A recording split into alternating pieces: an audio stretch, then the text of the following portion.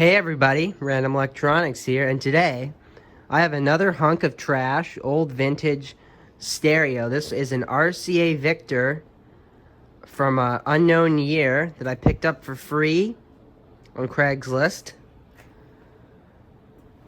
It was a nice console at one point, but this thing is trashed. The turntable is missing. Wait, first thing to mention about this is the house I got this from was a absolute smoker's choice / hoarder house. The smoke was like, as soon as I walked in the door, I could smell the thick scent of the smoke flavor country just hitting me from all sides. It stinks like smoke in that place. But anyway, let's check this thing out. It's got the push button tuning. It's got dial string isn't broken. It's very worn out, like by the look of all of this wear around the knobs and stuff. This I thought there'd be a door right here, but there's not. The turntable's missing, obviously. RCA Victrola. It's got some weird metal looking thing in there and some other stuff. At the side we have this very bizarre placement of the record storage. Who designed this? Why did you put the record storage on the side? You should put it like right here. That's dumb. But that's a cool little hidden secret thingy. And here's the back. Prepare to be blown away with the vintage quality. And hundreds of spiders. Ooh, flavor country. Look at that. Flavor country. Ooh. It's got a gimmicky rototubulating antenna right here. Look at this thing. RCA Victor magic noise reducing antenna. Ooh, look. It's the original plug and play. Plug and play design for your easy enjoyment. It's also got a knob to rototubulate the antenna with ease. That's kind of cool. And here's the chassis with all the tubes missing. That's nice. Here's the tube chart. That's a lot of tubes packed in there. 6SK7, 6SA7, 6SK7, 6SQ7, 6SF5, 5Y4, 6K6s. Usually a pair of 6K6s. I like this record storage box. It's kind of gimmicky. And here's the speaker. And I noticed right away one of the wires coming from the output transformer is cut. I don't know. And then here's the chassis. Now just right away here, I'm not even gonna, well, I can't power it up. Look at this. The wires have been cut and the cord's also crispified as hell. Look at that. I'm not even gonna power this up. I'm just gonna pull the chassis and use it for parts and pull the antenna and the speaker, and then I'm gonna give this cabinet away right away back on Craigslist where it came from.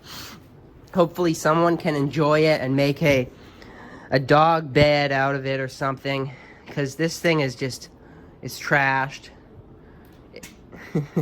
I mean, the veneer is kind of nice right here, but it's kind of trashed, and it's just kind of too far gone for me to restore.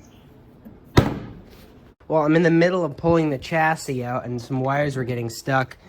So I looked in and I noticed this. There's actually a gimmicky ass turntable illuminator thingy. That's cool. I'm gonna just remove it. Well, here you have it. This piece of crap's ready to go. I'm gonna post the ad real soon here. Hopefully someone will take this deluxe vintage cabinet. The gimmicky sliding doors and the gimmicky record holder. Everything's gone out of it. You can see the nice asbestos there. Ooh, ugh. And here you have the crap that came out of it. It's all very disgusting, dirty, smoker's choice infused. Here's the antenna. The speaker is good. Oh no, it is rubbing. You hear that? Thing's rubbing, but anyway, you see it's got a little bit of damage over here on this surround. Here's the chassis. Took me a while to get it out because it kept getting stuck, so I had to take this out as well. It's very disgusting, dirty, dusty, crispified, all that. Let's take a look underneath. I haven't peeked yet. I haven't cheated. Haven't cheated on the underneath inspection. Let's see how bad it is. How many botched repairs. I mean, it looks original to me, so I'm not going to do anything with this today. I'm just going to put this away in storage for parts or whatever I need it for. Maybe a resurrection in the future. I'm going to take a picture of this so I know where the vacuum bulbs go. And then I had to break that out to get the antenna free. I also had to kind of break the speaker board off because some of the screws were hidden behind this box. And now here you have it. End of the line for a vintage RCA Victor. I see a dog bed in this thing's future, or maybe a mini bar. And just for a little bit of, I don't know, safety or whatever, so the next person will take this piece of crap, I put some old paint over the asbestos sheet in here so it won't get all like aerosolized, or if someone touching it, it's not gonna get all in the air or anything. So nice and thick coat of paint ought to do it. Now time for Craigslist. It's ready to go right now. Are we ready for dust like you've never seen before?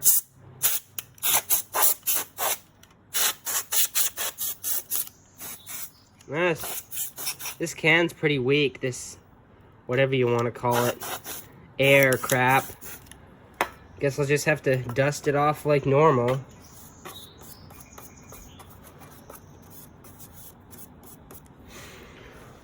It's got these push button thingies here.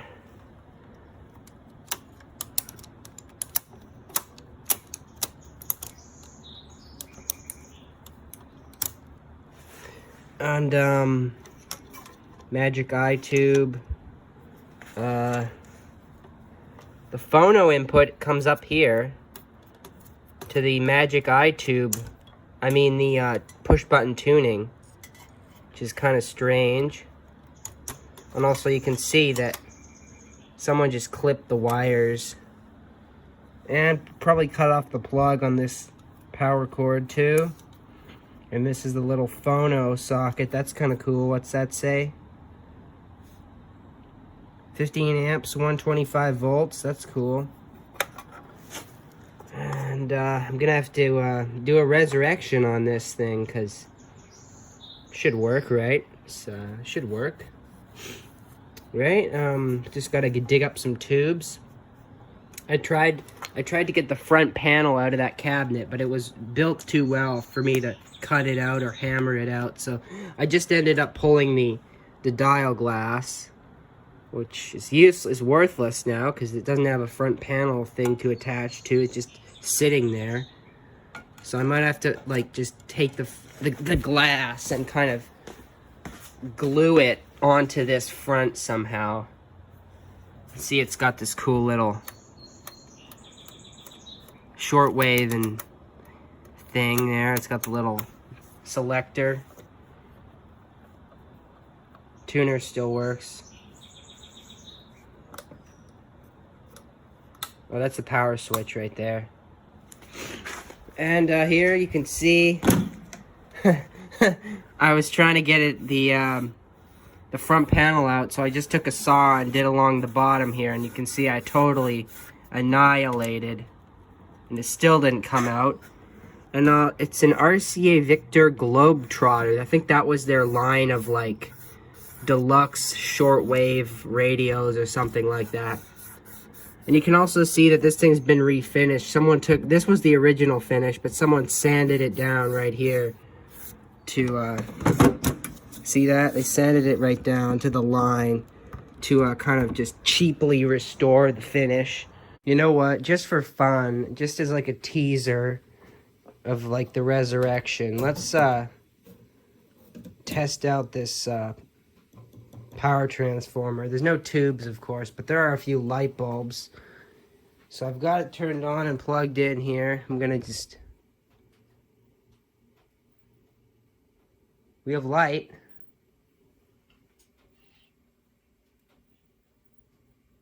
I'm at 120 volts right now.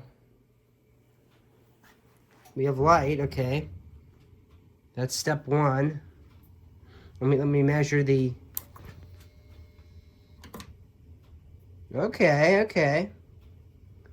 So, very bad wiring. What was that? Where's the short? Anyway, let me measure the B plus voltage.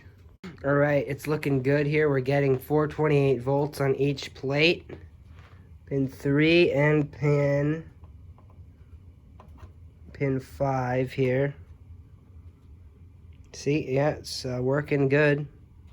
All right, I found some tubes just because I can't resist powering this up. I rewired the socket from a 5Y4 to a 5Y3. It's just because I'm lazy and I don't have any 5Y4s. So I hope I did that right. I might put a meter on the B plus just to measure it, and then I'm gonna just power it up. All right, are we ready for smoke right now? All right, I just need to plug in the speaker here because I had it unplugged. Okay, I put a meter on the first filter cap here. So let's go. 30 volts. Light bulbs are just barely glowing. No voltage yet. Who knows if I even wired that right?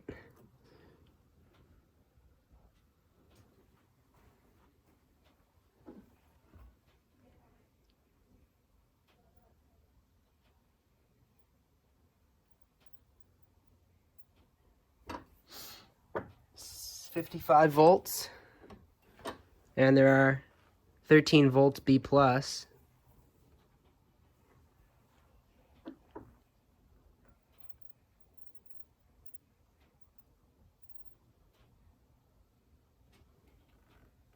Light bulb is starting to light up a little bit.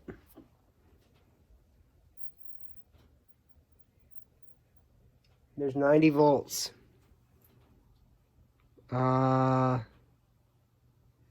Only 48 volts though. That's a bit sussy.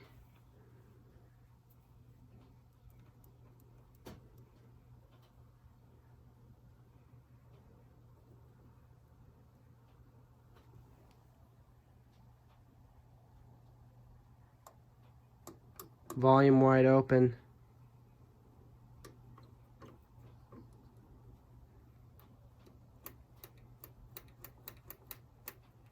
Let me fiddle with it. So obviously the reason it wasn't working is because I was stupid and I didn't measure between B plus to ground. And look, 655 ohms in there somewhere. There's a short in there somewhere.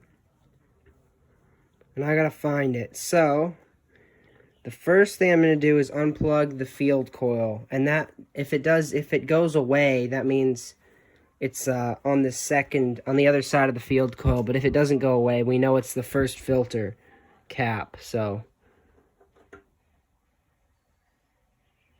It's gone now, okay, so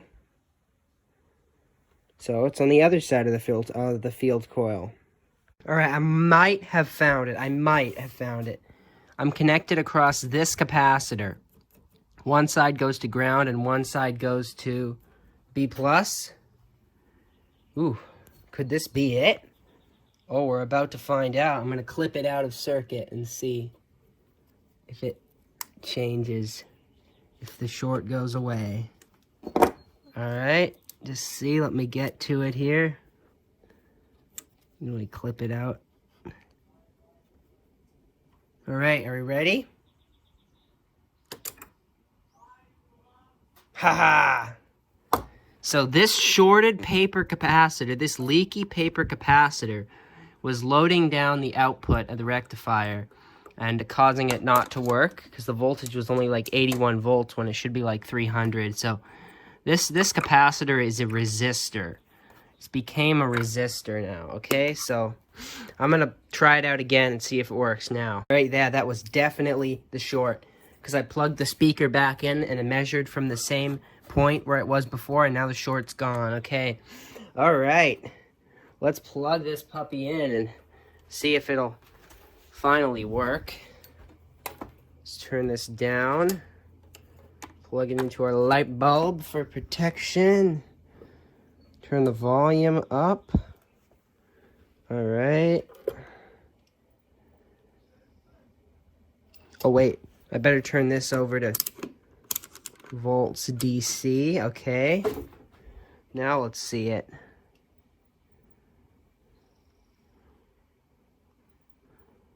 Light bulbs.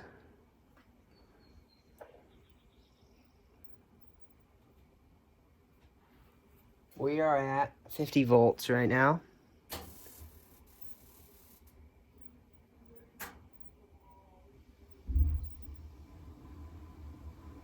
And there comes the B plus voltage. 90 volts, okay. Still, the voltage is low. That's a little sussy. I wonder what's up with that. I found a second shorted capacitor.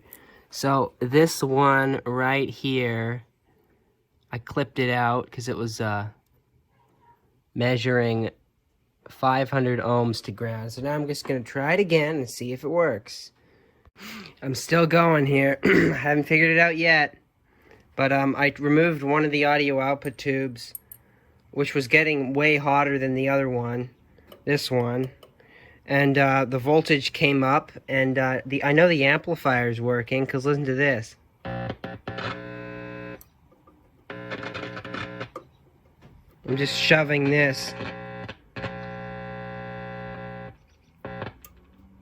Just shoving this metal thing down in there, and it's working. So it's got to be in the radio somewhere. One of these metal tubes.